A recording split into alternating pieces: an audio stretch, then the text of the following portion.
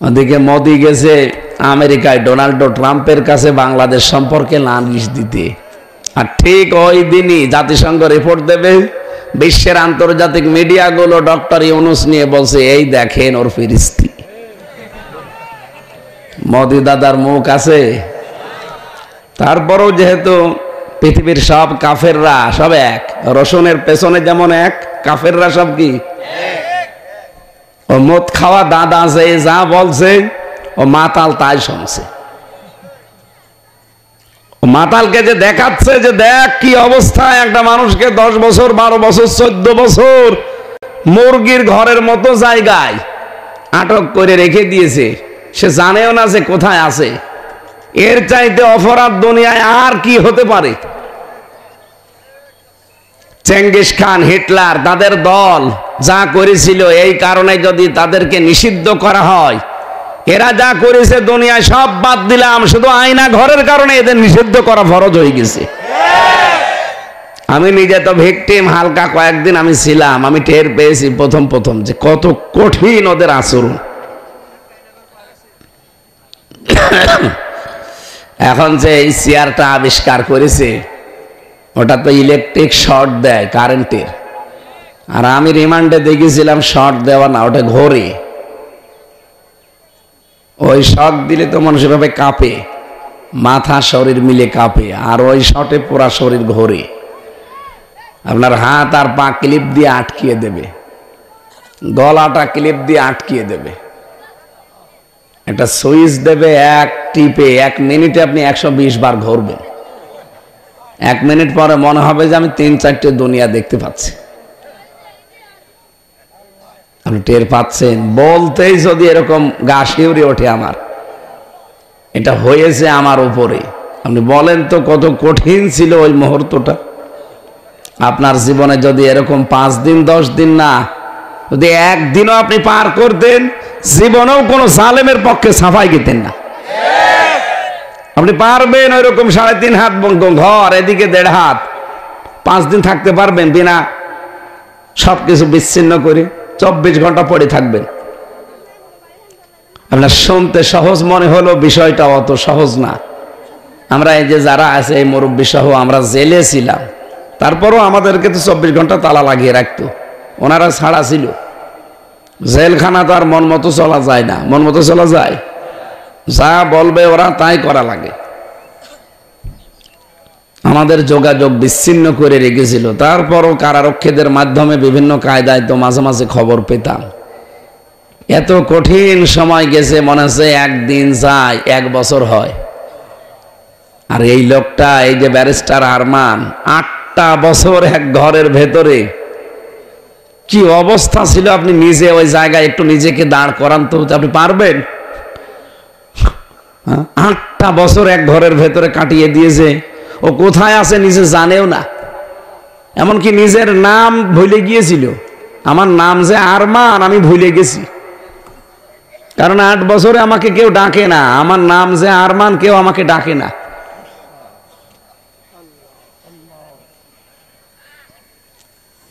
তাও এমনি গ্রাম্য চাষা ভোষা কোনো মানুষ হলে হয়তো, ছেলেটা ব্যারিস্টার।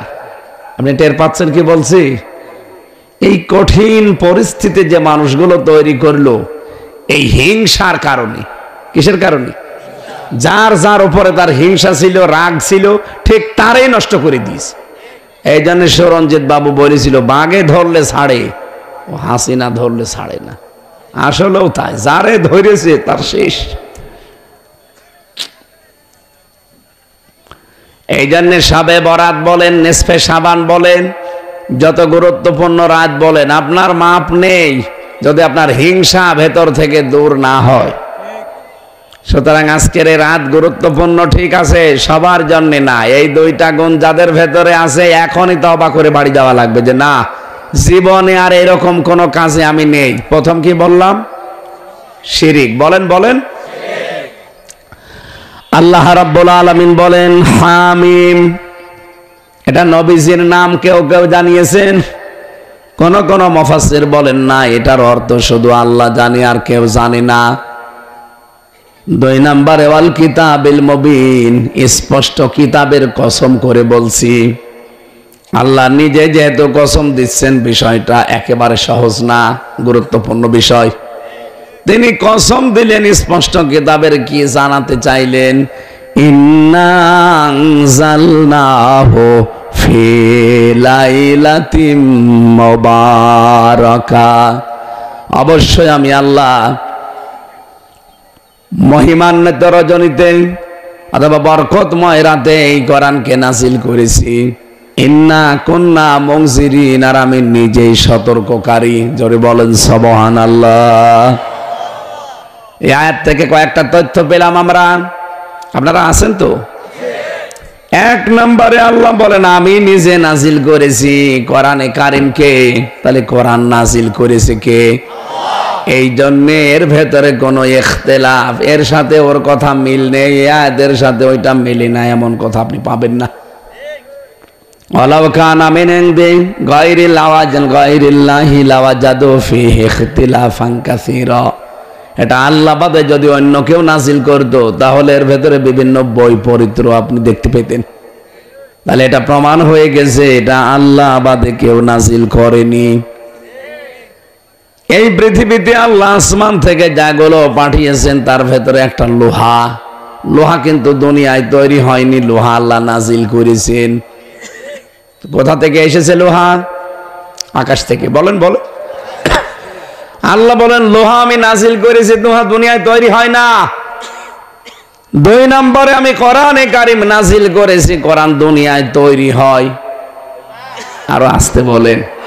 যেগুলো আসমানে তৈরি হয় ওই জিনিসগুলো আসমান থেকে আমার আল্লাহ পাঠায়। এই যে বৃষ্টি তৈরি হয় দুনিয়ায়, কোথায়? আরো জোরে বলেন। মানুষের ভেতরে যেটা নড়াচড়া করে, যার কারণে আমরা কথা বলতে পারি, ওই জিনিসের নাম রূহ। নাম কি? রূহ কি দুনিয়ায় তৈরি হয়? কোথায়?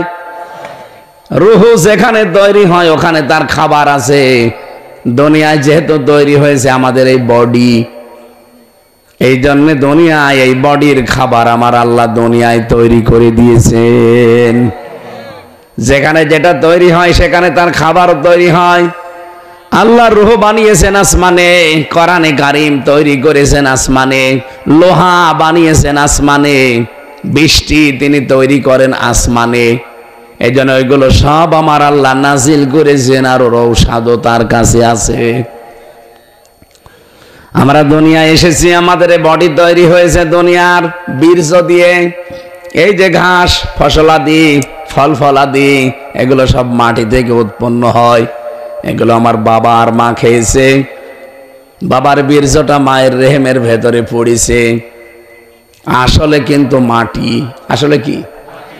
আপনি বীর্যটা এক জায়গায় ফেলে রাখেন, দেখেন রোদ যখন ওর উপরে পড়বে কিছুক্ষণ পরে দেখবেন শুকিয়ে দানা বেঁধে গেছে। ওটা কয়েকদিন পরে মাটির সাথে দেবেন, একেবারে মাটি মিহি করে ফেলবে, মিশে যাবে। তার মানে আসল জিনিস মাটি। বলেন বলেন। কোরআনে কারিমে আল্লাহ এর জন্য জানিয়েছেন মিনহা খলাকনাকুম ওয়া ফিহা নুঈদুকুম ওয়া মিনহা নুখরিজুকুম তারাতান উখরা। তোমাকে এই জিনিস দিয়ে আমি আল্লাহ বানিয়েছি। এই জিনিস মানে সরাসরি যদিও আল্লাহ আমাদেরকে মাটি দিয়ে বানাননি, হ্যাঁ একজনকে আল্লাহ মাটি দিয়ে বানিয়েছিলেন, তার নাম কি? আদম আলাইহিস সালাম। শুধু একটা মানুষকে আল্লাহ সরাসরি মাটি দিয়ে বানিয়েছেন, আর আমাদেরকে আল্লাহ বানিয়েছেন মাটির নির্যাস দিয়ে। খলাকাল ইনসানা মিন সালসালিন কাল ফাখর।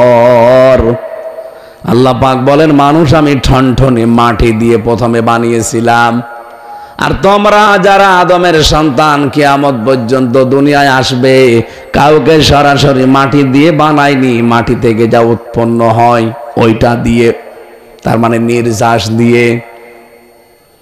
বিজ্ঞান প্রমাণ করছে মাটি দিয়ে যেহেতু আদমকে বানানো, মাটির ভেতরে কমপক্ষে 10টা উপাদান পাওয়া যায়। কয়টা? আপনি আমাদের শরীরের ভেতরে এখন আপনি মেরে ফেলেন, আমাকে কোনো মেশিনের ভেতরে শুকিয়ে ফেলেন, দেখবেন 10টা জিনিস একটা একটা করে বের হবে। এই মাটি এখান থেকে তুলে নিয়ে যান গাজীপুরের মৃত্তিকা গবেষণাগার আছে, মাটি গবেষণা করে, ওখানে নিয়ে আপনি পরীক্ষা করবেন, দেখবেন 10টা জিনিস একটা একটা করে বের হয়ে চলে আসবে।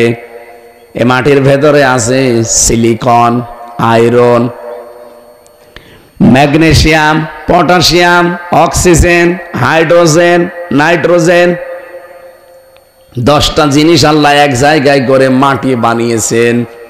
রব্বুল আলামিন বলেন, মানুষকে আমি আল্লাহ মাটির নির্যাস দিয়ে তৈরি করলাম, এরপরে দুনিয়ার এই ময়দানে নিয়ে আসলাম। বাবা মায়ের দায়িত্ব শুধু ছিল বিছানায় থাকা, বাকি তারা কিছুই করেনি। ওই বীর্যটা থেকে শুরু করে হামজা পর্যন্ত আমি আল্লাহ নিজে বানিয়েছি। আর কারো কি কোনো কি ভূমিকা আছে? না। বাবা তো বীর্যটা ফেলেই দিয়েছিল, ওইটা যদি আমার আল্লাহ নষ্ট করে দিতেন, কিয়ামত পর্যন্ত দুনিয়ায় আপনি আসতে পারতেন। তা আপনি কি নিয়ে মাস্তানি করেন? কি নিয়ে আপনার এত অহংকার?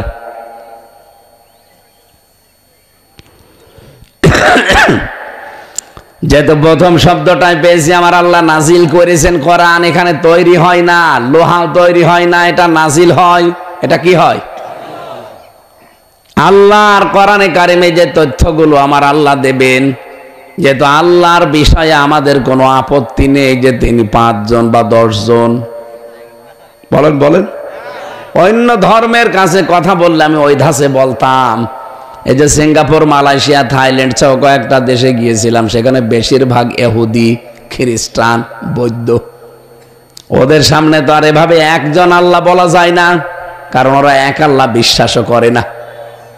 ওদের সামনে কথা বলতে হলে ওদের ধর্মীয় কিছু নিয়ম নীতি আগে সামনে নিয়ে আসা লাগে, এরপরে কোরআনে কারিম, এরপরে বিভিন্ন নবীদের, ওরাও নবী মানে, কিন্তু নবীদের নাম তারা পাল্টিয়ে দিয়েছে। বাইরের দেশগুলোতে আমি খ্রিস্টানদের সাথে মিশে দেখেছি, যদি জিজ্ঞাসা করে তোমাদের নবীর নাম কি, বলে যিশু। যিশু মানে ঈসা আলাইহিস সালাম। ইহুদির সাথে মিশলে জিজ্ঞাসা করে নবীর নাম কি, বলে জোসেফ। জোসেফ মানে মুসা আলাইহিস সালাম। আপনি বৌদ্ধদের সাথে মিশবেন, যে তোমাদের ধর্মীয় গুরুর নাম কি, বৌদ্ধদেব। কি একটা নাম আছে না ওদের, গৌতম বুদ্ধ। ওটাকে ওরা আমরা নবীর মতো মনে করে। এই পৃথিবীতে যেই ধর্মের লোকের সাথে মিশি, তারা নিজেদের ধর্মীয় গুরুর নাম বলে, অথবা নবীর নাম বললে পাল্টিয়ে বলে। আমাদেরকে আল্লাহ রাব্বুল আলামিন যে বিশ্বাসে পাঠিয়েছেন, যেই ধর্মে, যেই এলাকায়, এখানে যেহেতু আমরা মুসলিম, এক খোদায় বিশ্বাসী, এই জন্য ওই কথাগুলো আমাদের বলা লাগছে না। কোরআন আল্লাহর কিতাব, এটা 100% আমাদের বিশ্বাস আছে, হয়তো মানতে পারি না বাস্তবে 100% তাই। কথা বলেন না কেন? কিন্তু এটা যে আল্লাহ নাজিল করেছে, এর ভেতরে কোনো অবিশ্বাস, আর এর ভেতরে যা আছে সব সত্য কথা, এ বিষয়ে কোনো সন্দেহ, যা আছে সব সত্য না, 2-1টা একটু হালকা মিথ্যা আছে। এটা যদি সত্যি আমরা 100% বিশ্বাস করে থাকি না, যে যা আছে একটা চুলো অপরিমাণ বিশ্বাস, অবিশ্বাসের কিছু নেই, তাহলে এখন থেকে আমি যে কথাগুলো বলবো আপনি মনে করবেন যে 100% সত্য কথা। আর যদি বিশ্বাস আপনার হয় যে হ্যাঁ, হামজা ওর বাবার কথা না, কোরআনের কথা যেহেতু বলছে, এগুলো 100% সত্য, আমার জীবনে যদি এখন না মেলে, এই রজনী এসে আমার লাভ কি? রমজান মাস আসলেও সবার লাভ হয় না। 3 প্রকার মানুষকেও রমজানে আল্লাহ ক্ষমা করে না। 1 নম্বরে যারা মা বাবা পায় কিন্তু খেদমত করে তাদের খুশি করতে পারে না, তাদের আল্লাহ রমজানেও মাফ করে না। 2 নম্বরে যে মানুষগুলো রমজান মাস পাওয়ার পরও নিজের অপরাধ মাফ করিয়ে নিতে পারে না, তাদেরকেও আল্লাহ মাফ করেন না। 3 নম্বরে বিশ্ব নবীর নাম শোনার পরে যারা যথাযথভাবে দরুদ পড়ে না, তার মানে কি? না না, শুধু মুহাম্মদ শোনার পরে সাল্লাল্লাহু আলাইহি সাল্লাম বলে দিলেন, হয়ে গেল। ইন্নাল্লাহা ওয়া মালাইকাতাহু ইউসাল্লুনা আলান নাবী ইয়া আইয়ুহাল্লাযীনা আমানু সাল্লু আলাইহি ওয়া সাল্লিমু তাসলিমা। কি বলা হয় এখানে? আপনি সারা জীবন তো শুনছেন এই আয়াতটা। আল্লাহ বলেন, অবশ্যই আমি আল্লাহ নিজে আর আমার যত ফেরেশতা বানিয়েছি সবাই। এখানে আল্লাহ মালাকুন দেননি, মালাইকা বহুবচন। যত ফেরেশতা আল্লাহর আছে সবাই, এবং আমি আল্লাহ নিজে মিলি আমার রাসূলের উপরে দরুদ পড়ি। তোমরা যারা ঈমানের দাবি করো তাদের উপরে আমার নির্দেশ, সাল্লু, তোমরাও দরুদ পড়ো, আলাইহি, তার উপরে, ওয়া সাল্লিমু তাসলিমা, যেভাবে দরুদ পড়া দরকার যথাযথভাবে।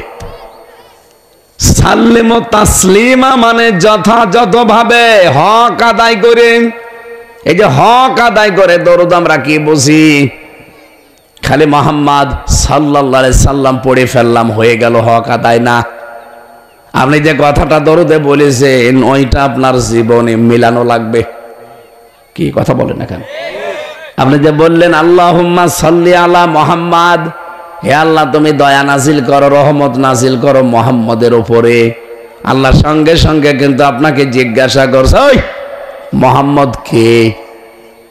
আপনি কি বললেন? আল্লাহুম্মা সাল্লি আলা মুহাম্মাদ। কে? মুহাম্মদ কে? আপনি নিজেই পরিচয় তুলে ধরলেন, সাজ্জিদিনা, মুহাম্মদ আমাদের সকলের নেতা। সকলের কি? এটাকে বুঝে শুনে বলেন। যেহেতু আপনি বলেন এই কারণে একবার দরুদ পড়লে 10 বার আল্লাহর রহমত আপনার দিকে নাজিল হয়, এটা বিশ্বাস করেন তো? এই নিয়তে আপনি পড়ছেন যে মুহাম্মদ কিন্তু সাধারণ যেমন তেমন মানুষ না, উনি আমার বাবা না, উনি আমার দাদা না, উনি আমাদের নেতা। আমার না, আমাদের, বহুবচন। জামা মুতাকাল্লিম দিয়ে বলছেন সাজ্জিদিনা, তিনি আমাদের সকলের জন্য নেতা। শুধু নেতা না, উনি মাওলানা। এ দরুদ পড়া হয় না এলাকায়? আল্লাহুম্মা সাল্লি আলা মুহাম্মাদ সাজ্জিদিনা মাওলানা মুহাম্মাদ। এলাকায় ওদিকে পড়ে তো নাকি? আপনি আল্লাহর কাছে পরিচয় দিয়েছেন যে আমার মুহাম্মদ হচ্ছে সকলের নেতা, তিনি আমাদের মাওলানা। মাওলানা মানে অভিভাবক। মাওলানা মানে অভিভাবক। মাওলানা মানে গাইডলাইন দাতা, যিনি পথ প্রদর্শন করেন, আরবিতে তাকে মাওলানা বলা হয়। এই যে আমাদেরকে আপনারা মাওলানা বলেন কেন? মাওলানা দেশে যদিও ভারত, বাংলাদেশ আর পাকিস্তান, এই 3টা দেশে আমি পেয়েছি। বিশ্বের বহু দেশে আল্লাহ আমারে নিয়েছে, 1টা 2টা না, বহু দেশে ছোট বয়সে গেছি। আমি আকিস গ্রুপে যেহেতু খতিব ছিলাম, এই কারণে ওরা আমারে নিয়েছে। তো একবারে ভিসা লাগিয়ে দিলে 50 কি 27টা দেশে যাওয়া যায়। সেই হিসাবে বিশ্বের বহু দেশে ওদের ব্যবসা চলে প্রায় 75টা দেশের উপরে। আকিস গ্রুপ নাম শোনেননি? ওদের সারা বিশ্বের 257টা রাষ্ট্র আছে, তার ভেতরে 75টা দেশে ওদের ব্যবসা আছে। যেখানে ওদের লোক আছে, ব্যবসা আছে, প্রতিষ্ঠান আছে, ওদের ম্যানেজার আছে, সেই হিসাবে মালিক সাথে করে আমারে নিয়ে যায়। খালি এই 3টা দেশ বাদ দিয়ে, বাংলাদেশ, ভারত, পাকিস্তান, এখানে বাদ দিয়ে বিশ্বের কোনো জায়গায় আমি কোনো আলেমের নামের আগে মাওলানা লেখা দেখিনি। হ্যাঁ, তারা লেখে শায়েখ, কি লেখে? অথবা লেখে মহতারাম, অথবা লেখে উস্তাজ। কিন্তু মাওলানা শুধু বাংলাদেশে, ভারতে আর পাকিস্তানে, এই 3টা দেশে যারা লেখা পড়ে হয় দাওরা পাস করে, নাই কামেল পাস করে, তাদের লিখে দেয় কি? কেন লেখ? মাওলানা শব্দের শাব্দিক অর্থ কি বললাম? পথ প্রদর্শনকারী। আমরা যেহেতু একটা লেভেলে পৌঁছাই, কামেল পাস করে। কামেল মানে পরিপূর্ণ। কামেল মানে কি? প্রথমে দাখিল পাস করা লাগে। দাখিল মানে প্রবেশ করা। আমি ইসলামের কিছু নিয়ম নীতি জানছি, এই জন্য ইসলামের ভেতরে আসলাম। 2 নম্বরে বলা হয় আলিম। আলিম মানে জ্ঞানের রাজ্যে আমি প্রবেশ করছি, আমি এখনো জ্ঞানী হয়ে পারিনি, জ্ঞানের রাজ্যে আমি যাচ্ছি। এই জন্য ইন্টার পাস বা আলেম পাস করলে মানুষ এই। 3 নম্বরে বলে ফাজিল। ফাজিল মানে ফাজিল, ফাজিল মানে ফজিলত। ফাজিল মানে কি? মর্যাদা। ফাজেল পাস যারা তারা মর্যাদায় উত্তীর্ণ হয়, আর কামেল, কামেল টাইটেল পাস বলে। কামেল মানে পরিপূর্ণ, তার মানে ইসলামের যে পরিপূর্ণ বিধান আছে আমি জেনেছি কিন্তু এখনো মানতে পারিনি, এইটা আমি এখন নিজের জীবনে মানবো আর মানুষকে আমি এই পথ দেখাবো, এই জন্যে সরকারিভাবে নামটা মাওলানা দিয়ে দেয়। তাছাড়া মাওলানা কি কোনো সার্টিফিকেট? সার্টিফিকেটের নাম কি? কামিল। নাম কি? কামিলের ভেতর আবার 4 প্রকার আছে। কেউ হাদিস নেয়, কেউ ফেকা নেয়, কেউ আরবি সাহিত্য নেয়, কেউ তাফসির নেয়। আমি পড়েছিলাম ফেকা নিয়ে, এই জন্য আমার মুফতি লেখে। যারা হাদিস নিয়ে পড়ে ওদেরকে মুহাদ্দিস দেয়, যারা তাফসির নিয়ে পড়ে কোরআন নিয়ে তাদেরকে মুফাসসির দেয়, আর যারা আরবি সাহিত্য নিয়ে পড়ে তাদেরকে আদব বলা হয়। দেখেন এই কামেলে যাওয়ার পরে 4 শ্রেণীতে ভাগ হয়ে যায় মানুষ। এটা কোনো সার্টিফিকেটের নামও না যে মাওলানা, এটা একটা সার্টিফিকেট না। মাওলানা সার্টিফিকেট না কামিল সার্টিফিকেট? এটা পাশ করার পরে জনগণ সরকারের পক্ষ থেকে আমরা সারা দেশে যেখানে যাই, হয় বললাম যে ফেকা নিয়ে মাসলা মাসাইল নিয়ে পড়াশোনা করলে তারে মুফতি বলে, ফকি বলে, এই যে আমারে বলছে। এখানে যারা হাদিস নিয়ে পড়েছে, যারা মাদ্রাসায় মুহাদ্দিসগিরি করে, হাদিস যারা পড়ায় তাদেরকে কি বলে? আর হাদিস পড়াতে পড়াতে একটা লেভেলে যখন চলে যায় অন্তত 12 বছর, তখন তারে বলে শাইখুল হাদিস। শায়েখ মানে বুড়ো, শায়েখ মানে কি? বুড়ো বা পণ্ডিত। আর হাদিস মানে নবীজির হাদিস, তার মানে হাদিসের উপরে যার পাণ্ডিত্য আছে, গভীর জ্ঞান আছে, আল্লামা শাইখুল হাদিস মামুনুল হক বলে না? ওনার নাম ধরলে মানুষ কি বলে? শাইখুল হাদিস এবনে শাইখুল হাদিস, শাইখুল হাদিসের ছেলে শাইখুল হাদিস। ওনার বাবাও এরকম বছরের পর বছর পড়িয়েছে বুখারী শরীফ, উনিও এরকম পড়াচ্ছে। তাই আমরা যেটা এখান থেকে আপনাদের বোঝাতে চাই, কামেল পাস এটা একটা সার্টিফিকেট। এইটা করলে আমরা তাদেরকে মাওলানা বলি, যেহেতু তারা ইসলামের গাইডলাইন মানুষকে দেয়। আমাদের গাইডলাইন দাতা আমরা স্বীকার করলাম নবী মুহাম্মদুর। সুতরাং এখন থেকে আপনি বেছে নেবেন, আপনার গাইডলাইন দেবে এই দেশে কোনো ভণ্ড পীর না, আপনাকে গাইডলাইন নেওয়া লাগবে মুহাম্মদুর রাসূলুল্লাহর কাছে। আপনি দেখেন তার জীবনে শবে বরাত ছিল কিনা, যদি থাকে আপনি পালন করবেন, যদি না থাকে আপনি সে গাইডলাইন নিতে পারেন না। এক কথা বলেন না কেন? হযরতে আয়েশা থেকে বর্ণিত, তিনি বলেন গভীর রজনীতে দেখলাম নবীজি আমার পাশে নেই। আমি খুঁজতে আরম্ভ করলাম, যে দেখি পাশে জান্নাতুল বাকি, ওখানে যে তিনি অঝর নয়নের সেজদা, অঝর নয়ন মোনাজাতে কাঁদতেছেন। আমি তো অনেকক্ষণ পর্যন্ত তার সাথে পেছনে হাত তুলে দাঁড়িয়ে আছি, তার কান্না শেষ হয়ে গেল। ডাক দিয়ে মনে করলাম জিজ্ঞাসা করি, হে নবী আপনি এখানে কেন? হঠাৎ নবী নিজেই আমাকে জিজ্ঞাসা করলেন, আয়েশা তুমি কি মনে করছো আল্লাহ রাসূল তোমার উপরে অবিচার করতে পারে? হে রাসূল আপনি এই কথা বললেন, আর আমাকে খুঁজতে খুঁজতে বাড়ি থেকে ঘর থেকে তুমি একেবারে কবরস্থান পর্যন্ত চলে এসেছো, তুমি মনে করছো আমি অন্য স্ত্রীর ঘরে চলে গেছি? তোমার কি বিশ্বাস হয় যে আল্লাহ এবং রাসূল কারো উপরে জুলুম করতে পারে? বলে না। হে নবী আপনি এখানে আসলেন কেন? নবীজি ওই দিন বলেছিলেন, আয়েশা তুমি কি জানো আজকে কোন রাত? বলে আল্লাহ আর রাসূল ভালো জানি। নবীজি ওই দিন বললেন এটা লাইলাতুন নিসফে মিন শাবান, শাবান মাসের মধ্য রজনী। আল্লাহ রাব্বুল আলামিন এই রজনীতে তার সৃষ্টি জগতের প্রতি বিশেষ নজর দেন। এটা জিবরাইল আমাকে যেহেতু জানিয়েছে, এই জন্য আল্লাহর বিশেষ নজর আজকে চলছে। কবরবাসীরা তো অসহায় হয়ে পড়ে আছে। নবীজি বলেন একটা মানুষ কবরে চলে গেলে সে যেন সাগরের মাঝখানে পড়ে থাকে। সাগরের মাঝে যদি নৌকা ট্রলার লঞ্চ ডুবে যায়, একটা যদি তক্তা হাতে পায় তাও সেইটাই বুকের ভেতর নিয়ে ভাসতে থাকে। একটা মানুষ কবরে গেলে মানুষটা যেন সাগরের ভেতরে নৌকাবিহীন পড়ে আছে। একটা গাছের পাতাও যদি পায় সেইটাও সে আটকিয়ে ধরে বাঁচতে চায়, ভাসতে চায়। এই পৃথিবীর ময়দান থেকে যারা বিদায় নিয়ে কবরে আছে, আমরা যদি এখন তাদের জন্য অন্তত আল্লাহর কাছে মাগফিরাত কামনা করি, মহান আল্লাহর সাগরে যে লোকটা একটা তক্তা পেয়েছে, ওর কবরের ভেতরে এরকম একটা কিছু পৌঁছিয়ে দেবে। এজন্য আজকে এদের জন্য আমি একটু মোনাজাতে কাঁদছি। ও আয়েশা, বনি কেলাব গোত্রের যত ছাগল আছে, বকরি আছে, তাদের শরীরে পশম আছে, এই পশম পরিমাণে অপরাধ নিয়ে যদি কোনো মানুষ আজকে কান্নাকাটি করে, আল্লাহ তারে মাফ করে দেবে। ওই দিনই নবীজি কিন্তু ওই দুইটা কথা বলেছিলেন। এক নম্বরে আল্লাহ শুধু মাফ করবে না, আজকের রাতে যারা শিরিক করে, কি করে আরো জোরে, দুই নম্বরে যারা হিংসুক, বিদ্বেষ প্রতি। ও বাংলার মুসলমানেরা, নারী পুরুষ যারাই শুনছেন, আমি আপনাকে বাঁচাতে চাই, আজকে থেকেই শিরিক মুক্ত জীবন না গঠন করলে সবে বরাত মাঠে মারা যাবে। কথা বলেন না কেন? আমি এক কথায় জবাব দেই, শিরিক কি বললাম?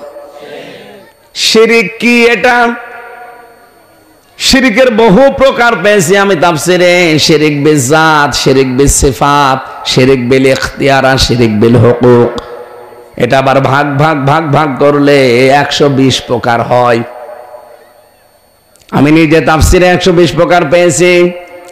এক কথায় সবকিছু সামারাইজ করে ওই যে এক কথায় জবাব দেয় না, এরকম বাক্য শোনেননি? এক কথায় জবাব হচ্ছে আল্লাহ যেটা পারে ওইটা অন্য কেউ পারে, এই বিশ্বাস করার নাম শিরিক। কথা বোঝেন? আল্লাহ যেটা পারে ওইটা অন্য কেউ পারে, এই বিশ্বাস করার নাম। এবার রাজনীতি মনে না করে বাস্তবতায় বোঝেন। এই যে কোরআন শরীফ, আল্লাহর কসম আমি মাথার উপরে নিয়ে বলছি, আপনাকে আমি বাঁচাতে চাই। আমি দেখতে পাচ্ছি এই সবে কদরে আপনি নামাজ পড়বেন, আপনি জিকির করবেন, কান্নাকাটি করবেন, কিন্তু মাঠে মারা যাবে, কিছুই হবে না যদি আপনি মুশরিক হয়ে থাকেন। এই কথা বলছেন না কেন? যেহেতু শিরিক আছে, আর শিরিক করলে সে মুশরিক। আপনার 80 বছর বয়স, তাতে কি হয়েছে? 80 বছরে দাড়ি পাকা মানুষ যদি হাঁ করে কান্নাকাটি করে, জীবনও মাফ হবে না যদি আপনার শিরিক থাকে। কি কথা বলেন না কেন? এই জন্য শিরিক যেন না থাকে, ভালো করে খেয়াল করেন। আমি আবার বলছি, আল্লাহ যেটা পারে ওইটা অন্য কেউ পারে, এই বিশ্বাস করার নাম। এদেশে বহু মানুষের ভেতরে বিশ্বাস আছে আল্লাহ যেটা পারে ওইটা অন্য কেউ পারে, বিশ্বাস তারা করে না। মানে আমি আবার একটা কথা বলবো, আপনি কি নিজের দিকে টেনে নেবেন না সংশোধন হবেন? এই জমিন আমার আল্লাহ বানিয়েছে, এটা বিশ্বাস করেন? আমি তো আগেই বললাম, কোরআনে আল্লাহ যা দিয়েছে একটা কথাও মিথ্যা নেই, সন্দেহ। তাহলে লিল্লাহি মা ফিস সামাওয়াতি ওয়া মা ফিল আরদ, এই আসমান জমিন সব কার? লাহু মুলকুস সামাওয়াতি ওয়াল আরদ, আসমান জমিনের রাজত্ব কার? এখানে ক্ষমতা একচ্ছত্র ভাবে চলে কার? আমাদের কিছুই চলে না, কারণ আমাদের 3.5 হাত বডিও আমার কথা শোনে না, আপনার নাকও আপনার কথা শোনে না। আপনি যদি টয়লেটে বসে বলেন আমি কিন্তু অফিসার র্যাবের, আমি নাক ধরবো না, গন্ধ যেন না আসে, নাক বলবে বেটা আগে আমার সিপি ধর। কথা বলে না কেন? তার মানে কি বুঝলেন? আপনার নাক আপনার কথা, আপনার কান এটা শোনে আমার আল্লাহর কথা। উনি যেহেতু আদেশ দিয়েছে, কান যতদিন হামজার সাথে আছি এর কথা শুনবে। এখন যদি বলেন আমি কথা শুনতে চাই না কিন্তু আমি কান ধরবো না, হবে? আপনি যদি কথা শুনতে না চান তাহলে কানের ওপরে যে নোটিশ করা আছে ওইটার বিপরীত কাজ করা লাগবে। কি? সেটা বন্ধ করা লাগবে। এই যে এখন আমি কিছু শুনতে পাচ্ছি না, আপনি আমাকে গালি দিলেও শুনতে পাচ্ছি না, কারণ কানের বিপরীত কাজ করে ফেলেছি। কি? আমি মুখ দিয়ে কথা বলতে বলতে এখন যদি মনে মনে করি না আমি কথা বলবো না, এই মুখ তুই যেন নড়াচড়া করবে না, এদিকে মুখ নড়ছে, তার মানে কারো উপরে আপনার কোনো কন্ট্রোল। এমনকি আপনাকে আল্লাহ যদি টাইট করতে চায় যে ওর একটু টাইট দেব, আল্লাহর কিন্তু কোনো সৈন্য বাহিনী পাঠানো লাগবে না, শুধুমাত্র 2 বার পায়খানা আর 3 বার বমি, এই কথা বলছে না কেন? তাড়াতাড়ি ধর ধর, কোথায় নিয়ে যাবেন? মতলবে নিয়ে চল। পড়ে আছেন, স্যালাইন দেওয়া। বউছে জিজ্ঞাসা করছে, ও গো তোমার কি হয়ে গেল? বলছে, ও মা আমি মনে হয় বাঁচবো না। 2 বার পায়খানা, 3 বার বমিতে বউকে মা বলে ফেলেন, আর আপনি মস্তানি করেন। বিজ্ঞান প্রমাণ করছে আমাদের শরীরের ভেতরে রক্তে 5 প্রকার ক্যান্সার হয়। কত? এই 3.5 হাত বডির ভেতরে এখন 5.5 কেজি রক্ত আছে। এটা 280 মাইল বেগে রক্ত চলছে, একেবারে মাথার তালু থেকে পা পর্যন্ত 280 মাইল বেগে চলাচল করছে রক্তগুলো। এর ভেতরে আমার আল্লাহ যদি 5 প্রকারের 1 প্রকার ক্যান্সার লাগিয়ে দেয়, 14 বংশ বিক্রি করে একটা ঔষধের পয়সা হবে না, আর আপনি মস্তানি করেন। আমি তো মাঝে মাঝে একা থাকলে ভাবি যে আল্লাহ মানুষ মস্তানি করে কি নিয়ে? ওর তো কোনো কিছু আন্ডারে নেই, সব তো তোমার আন্ডারে।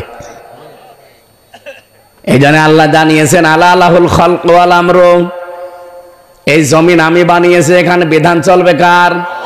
আরো জোরে বলেন, আরো জোরে। এই এদিকে তাকান। এই জমিন যেহেতু আল্লাহ বানিয়েছে, বিধান আল্লাহর চলবে। কি মনে হচ্ছে আপনার? রাজনীতি মনে করেন কোন কারণে? আপনি কেন অন্যদিকে টেনে নিয়ে যান? এ দোষ আপনার ভেতরে যা আছে আমি দেখতে পাচ্ছি। বাংলার বহু মানুষ আজ বিশ্বাস করে ক্ষমতার উৎস জনগণ, অথচ ক্ষমতার মালিক কে? আল্লাহ বলেন, আলা আলাহুল খালক ওয়াল আমর, বানিয়েছি আমি, হুকুম চলবে আমার।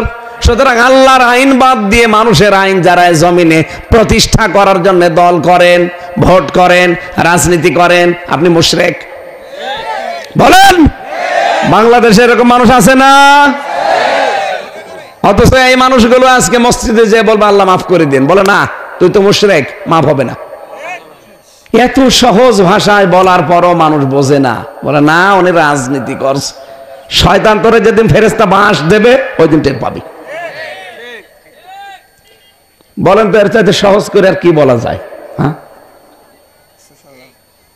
আলা আলাহুল খালক ওয়াল আমর কোরআনে আপনি বললেন যে সন্দেহ নেই, কোরআনে যা বলেছে আল্লাহ সত্য বলিস। ওই আল্লাহর কথা সূরা আরাফের 54 নম্বর আয়াত, আমি বানিয়েছি আইন আমার চলবে। কেন আপনি অন্যের আইন এখানে প্রতিষ্ঠা করতে চান? বলেন, আপনি তো মুশরিক। আল্লাহ যেটা পারে ওইটা অন্য কেউ পারে না। আইন বানাতে পারে কে? আল্লাহ। সুতরাং অন্য কেউ পারে না এটা, যারা বানাবে তারা মুশরিক। আর ওই মুশরিক হয়ে আপনি নিজে এখন সবে বরাতে যে বলবেন আল্লাহ আমার ভুল হয়ে গেছে মাফ করে দিন, না, মন থেকে যদি ফিরে আসতে পারেন মাফ হবে এই রাতে।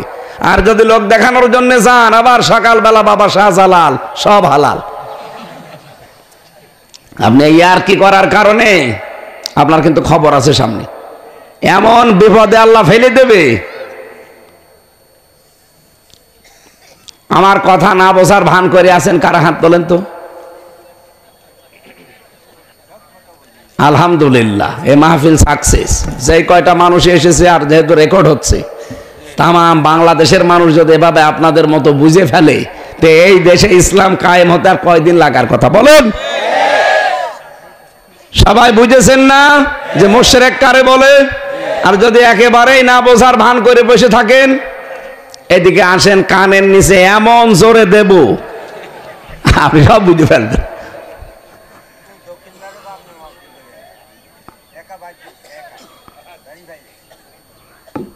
তাহলে আমার বোঝানোর বিষয় ছিল আল্লাহ মুশরিকদেরকে যেন মাফ করবে না। আমরা কোনো শিরিকের ভেতরে নেই। আপনারা আমল কম হোক, আপনারা আমল মামল একটু কম হোক, অসুবিধা নেই, আল্লাহ জান্নাত দেবে, কিন্তু শিরিক থাকলে হবে না। ওয়াকাদিমনা ইলা মা আমিলু মিন আমালিন ফাজআলনাহু হাবাম মানসুরা। দুনিয়ার ময়দানে কেউ যদি শিরিক মিশ্রিত আমল নিয়ে আল্লাহর কাছে যায়, ওইটা ধুলি কণার মতো মুখের উপর আল্লাহ নিক্ষেপ করবে। ইন্নাহু মা ইউশরিক বিল্লাহি ফাকাদ হারামাল্লাহু আলাইহিল জান্নাহ। কোন মানুষ যদি শিরিক করে, আল্লাহ বলেন কিয়ামতের দিন ওরে আমি আল্লাহ জান্নাত হারাম করে দেব। ওয়া মাআওয়াহুন নার, তার স্থান হবে জাহান্নামের আগুন। ওমা লিয-যালিমিনা মিন আনসার, এদের জন্য কোনো সাহায্যকারীও থাকবে না। বলেন নাউযুবিল্লাহ। এজন্য আজকে থেকে এখনই আমরা পবিত্র হব শিরিক থেকে।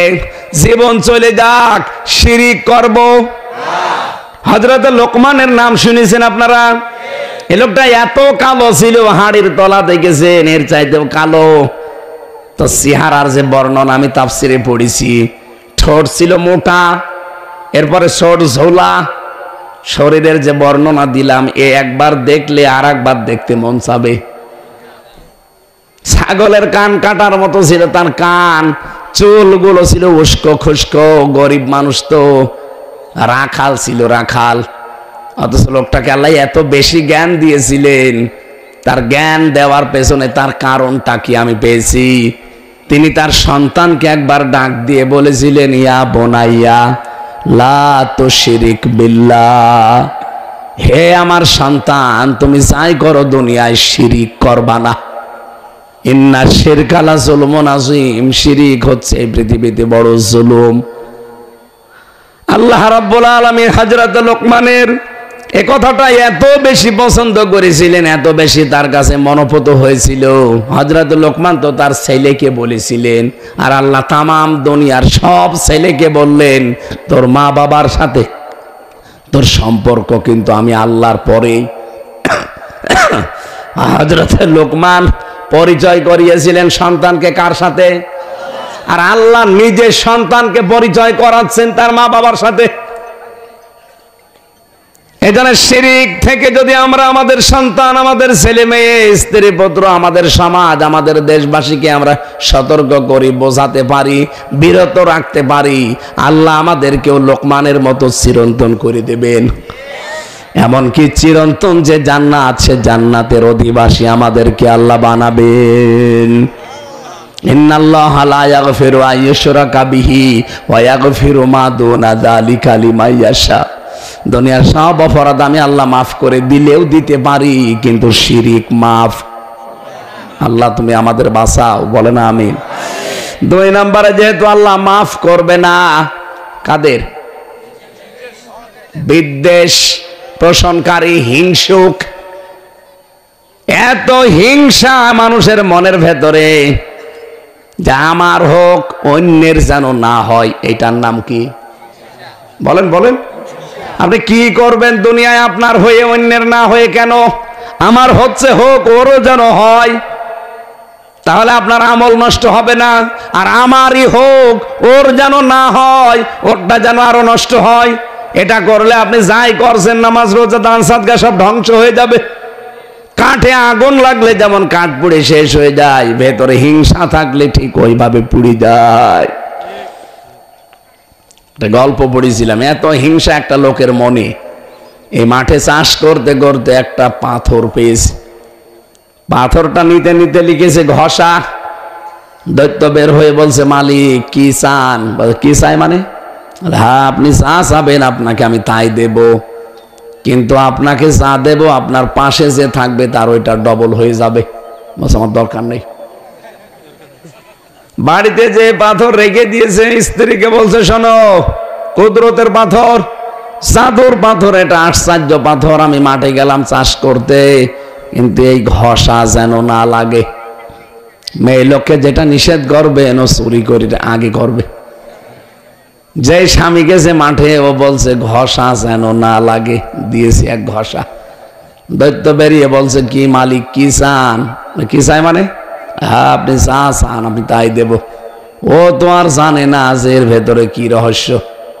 ও বলছে, কি চাবো? আমার বাড়ি ঘরের অবস্থা দেখো না, এই কুড়ে ঘর, আমি একতলা বাড়ি চাই। ও তো জানে না যে পাশের বাড়ি কয়তলা হবে। স্বামী এসে খুব কষ্ট করে বাড়িতে গিয়ে বলছে, কি কি করেছো? বলছে, কি করবো? পাথর কই? বলছে, ঘষা দিয়ে ফেলিস। তুমি তো ঘষা দিলে, বাইরে এসে দেখো। পাথর আবার নিয়ে আসো। পাথর নিয়ে এসে ঘষা দিয়ে দৈত্য এসেছে, বলছে, কি আবার? বলছে, মালিক কি চান আপনি? বলছে, কি চাই বোঝো না? আমার 1 চোখ অন্ধ করে দে। আমার যদি 1 চোখ কানা হয়ে যায়, সবার কয় চোখ কানা হবে? কি কি হিংসা! আমি উদাহরণ দিলাম একটা, এরকম হিংসা বাংলাদেশে নেই। আমার হোক, অন্যের যেন না হয়। অথচ প্রতিদিন প্রায় মাগরিব আর ফজরের পরে আয়াতগুলো পড়ে, কুল আউযু বিরাব্বিল ফালাক মিন শাররি মা খালাক ওয়া মিন শাররি গাসিকিন ইযা ওয়াকাব ওয়া মিন শাররি নাফাসাতি ফিল উকাদ ওয়া মিন শাররি হাসিদিন ইযা হাসাদ। হাসাদ মানে কি? হিংসা। বলেন হাসাদ মানে? এটা মাগরিবের পরে এসে মানে ফজরের পরে মানুষ কিন্তু পড়ে, কারণ এইটা পড়ে যদি নিজের শরীরে আপনি ফৎকার লাগান তাহলে জাদু টোনা কেউ করলে কেটে যাবে। এমনকি জিন পরে আপনাকে আর ভয় দেখাতে পারবে না শয়তানে। এই আমলটা করবেন। সূরা নাস আর ফালাক মাগরিবের পরে আর ফজরের পরে একবার পড়ে অন্তত শরীরে ফু দেবেন। ফু যদি নাও দেন অন্তত পড়বেন। ফরজ নামাজের পরে আয়াতুল কুরসি মাস্ট বি করে নেবেন, একবার পড়াই লাগবে। 2 নম্বরে এই যে নাস আর ফালাক। আর আজকের রাতে বিশেষ একটা আমল আছে, আস্তাগফিরুল্লাহ ওয়া আতুবু ইলাই। এইটা যদি এটা না পারেন মুখস্থ করতে, শুধু আল্লাহুম্মা গফিরলি, আল্লাহুম্মা গফিরলি, অথবা লা হাওলা ওয়ালা কুওয়াতা ইল্লা বিল্লাহিল আলিয়্যিল আযীম। পড়াটা যদি নাও পড়েন বলবেন লা হাওলা ওয়ালা কুওয়াতা ইল্লা বিল্লাহ। এই আমলগুলো এই রাতে আজকে আমরা আরম্ভ করি, নিজেদেরকে শিরিক মুক্ত তৈরি করি। আর হিংসা যাদের আছে ভুলে যান। কি করবেন আপনি হিংসা করে? আল্লাহ যার কপালে যেটা লিখেছে ওটা কিন্তু হবেই। এটা ফিহা ইফরাকু কুল্লু আমরিন হাকিম। আল্লাহ বলেন এই গুরুত্বপূর্ণ রজনীতে আমি